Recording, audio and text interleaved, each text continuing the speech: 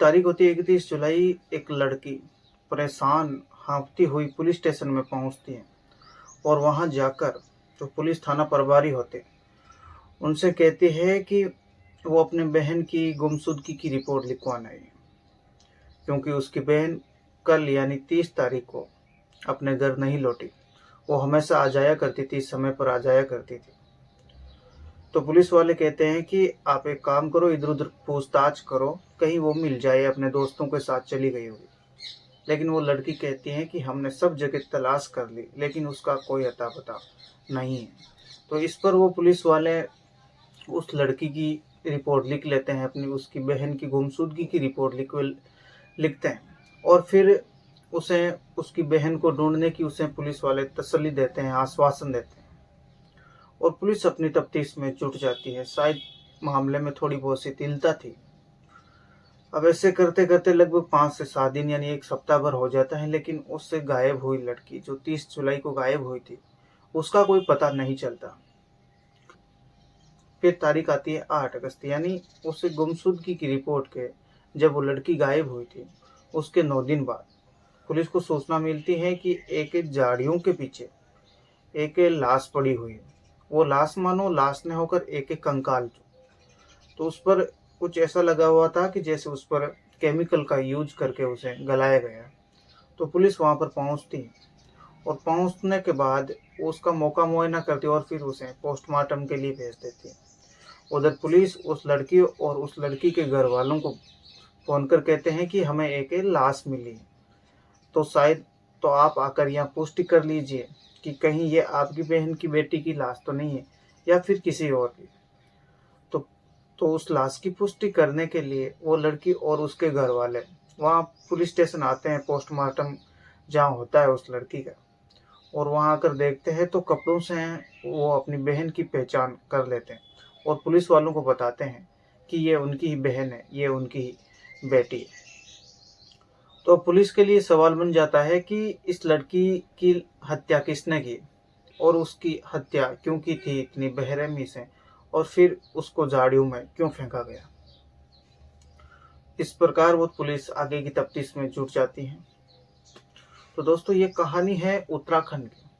उत्तराखंड का एक जिला लगता है उधम सिंह नगर और वहीं का एक थाना लगता है रुद्रपुर। इस उधमपुर जो रुद्रपुर थाना है, इस इलाके में एक प्राइवेट हॉस्पिटल है जिसका नाम होता है फुटेला प्राइवेट हॉस्पिटल। वहां पर एक 33 साल की नर्स काम करती है प्राइवेट। वो नर्स उत्तर प्रदेश के बिलासपुर की जो वसुंधरा अपार्टमेंट है वहां की रहने वाली थी और वो अपने 11 साल की बेटी के साथ भी रहती थी। वो जो 33 साल की नर्स है वो हमेशा अपनी ड्यूटी पर जाती, अपनी ड्यूटी पर समय पर आती। सब कुछ सामान्य चल रहा था, लेकिन फिर तारीख आती है 30 जुलाई, जब वो अपनी ड्यूटी खत्म करके वापस अपने घर जा रही थी जो उत्तर प्रदेश में पड़ता है। 15-20 किलोमीटर दूर है उस हॉस्पिटल से उसका घर। तो वहां से वो जब चलती है, पहले बस स्टैंड से वो बस लेती है और उसके बाद वो टैक्सी लेकर अपने घर की तरफ चलती है। लेकिन दोस्तों उस रात समय भी काफ़ी हो चुका था, वो लड़की अपने घर पर नहीं पहुंचती है। अब घर पर नहीं पहुंचती तो उसकी बेटी जो 11 साल की बेटी है वो अपनी माँ को अपने घर पर नहीं पाकर, समय पर नहीं आने के कारण वो रोना चीखना शुरू कर देती है। तो आसपास के जो लोग होते हैं, पड़ोसी लोग हैं, वो उससे कारण पूछते हैं कि क्या हुआ। तो वो 11 साल की लड़की और उसकी मौसी और उसके घर वाले परेशान हो जाते हैं और लोगों को बताते हैं कि उनकी जो बेटी है नर्स, वो आज घर पर नहीं आई। तो लोग इधर उधर तलाश करते हैं लेकिन उसका कहीं पता नहीं चलता।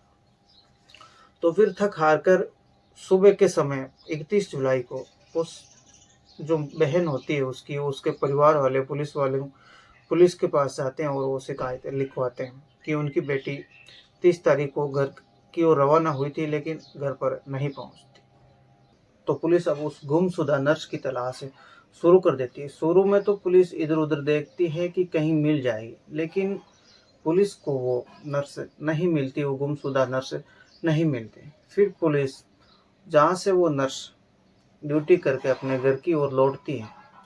उस बीच के जितने भी सीसीटीवी फुटेज थे, मतलब अस्पताल से लेकर जहाँ तक उसे जाना था अपने घर तक, वहाँ से लगभग 500 सीसीटीवी फुटेज 500 सीसीटीवी कैमरों पर पुलिस अपनी निगरानी रखती है और 500 कैमरों की जांच की जाती है। तो शुरू में तो कुछ पता नहीं चलता, लेकिन पुलिस को एक जगह इंदिरा चौक से वो जो नर्स है वो अपने घर के लिए रवाना होती हुई दिखाई देती है।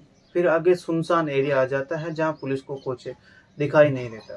फिर कुछ एक कैमरों को देखने के बाद भी पुलिस को कुछ हासिल नहीं होता, लेकिन फिर एक कैमरे में उसे नर्स के पीछे एक अनजान शख्स उसके पीछे जाता हुआ दिखाई देता है और यहाँ से पुलिस को कुछ अनहोनी होने की आशंका होती है, लेकिन उस अनजान शख्स का पता नहीं चल पाता। अब फिर दूसरी ओर पुलिस को सूचना मिलती है कि यूपी का जो जिला है बिलासपुर, वहाँ का एक रामपुरा एरिया है और उस रामपुर एरिया का जो एक डिबडिबा इलाका है, वहाँ पर एक नर्स की वहाँ पर एक 30 से 32 साल की लड़की की झाड़ियों में एक कंकाल के रूप में लाश मिली। उसको देखकर ऐसा लगता है कि इस लाश को कम से कम 5-7 दिन हो गए और उस पर केमिकल का भी यूज किया गया ताकि वो जल्दी से जल्दी गल सके और वो लाश कंकाल बन चुकी थी। अब जो उत्तराखंड पुलिस है वहाँ पर जाती है और उस लाश का मौका मुआयना करती हैं, आसपास में पूछती हैं, लेकिन कोई सुराग नहीं मिलता।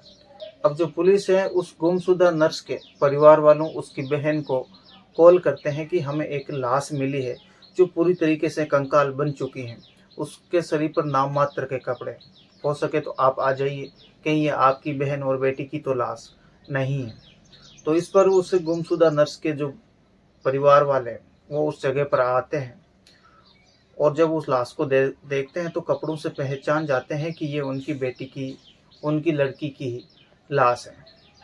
तो अब ये पुलिस के लिए ये क्लियर तो हो गया था कि उस लड़की की हत्या कर दी गई है, उसका कत्ल कर दिया गया। अब पुलिस के सामने सवाल यह था कि इस लड़की की हत्या किसने की, कत्ल किसने किया और यहाँ पर झाड़ियों में क्यों फेंका। अब पुलिस उस लाश को पोस्टमार्टम के लिए भेज देती है। अब जब पोस्टमार्टम के लिए भेजती है तो पोस्टमार्टम करने वाले डॉक्टर भी हैरान रह जाते हैं, क्योंकि उस लड़की का कत्ल करने से पहले रेप किया गया था। जब ये बात पुलिस को पता चलती है तो पुलिस और भी सदमे में आ जाती है। अब पूरी पोस्टमार्टम रिपोर्ट आने के बाद पुलिस और ज़्यादा गंभीर हो जाती है इस मामले में। पुलिस को जहाँ नर्स की लाश मिली थी वहाँ पर उसके पास का जो कोई भी सामान पुलिस को बरामद नहीं हुआ था। तो पुलिस उस नर्स की जो मोबाइल है, मोबाइल नंबर उसके घर वालों से पूछते हैं, तो घर वाले पुलिस को मोबाइल नंबर देते हैं। पुलिस जब कोशिश करती है मोबाइल लगाने की तो उसका फ़ोन स्विच ऑफ आता है। अब पुलिस के लिए भी एक कठिन समय आ गया था, क्योंकि इसे मोबाइल नंबर से पता नहीं चल पा रहा था। अब पुलिस उस नर्स के मोबाइल की लोकेशन ट्रेस करती है। तो जो लोकेशन मिलती है तो लोकेशन सबसे पहले उसकी मिलती है यूपी के बरेली में, क्योंकि उस मोबाइल को कभी बंद किया जा रहा था तो कभी उसे चालू किया जा रहा था। अब जब पुलिस उस मोबाइल नंबर पर कॉल करती है तो एक बार कॉल लग जाता है। तो पुलिस द्वारा कॉल किए जाने पर वो जो कॉल है एक खुशबू नाम की महिला उठाती है और उसका जो वो पुलिस वाले बताते हैं कि ये मोबाइल गुमशुदा है, ये आपको कहाँ से मिला, तो वो उसका सही तरीके से जवाब नहीं देती। अब जो महिला होती है खुशबू नाम की, वो क्या करती है कि ये बात अपने पति को बता देती है और जब पति को इस बात का पता चलता है तो उसे ये तो कंफर्म हो गया था कि अब वो बच नहीं सकता।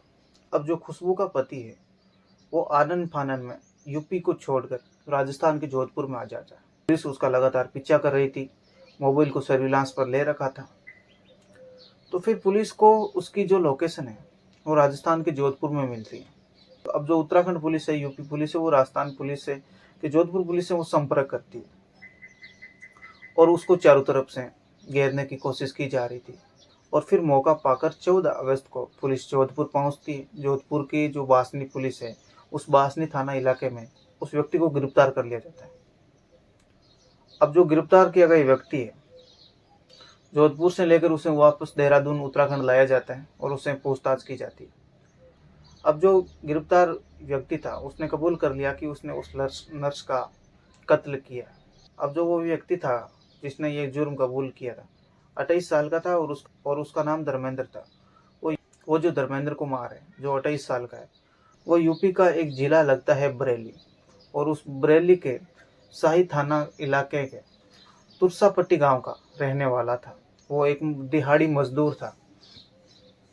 अब जब पुलिस उससे पूछताछ करती है सख्ती से तो वो पूरे घटनाक्रम को बता देता है।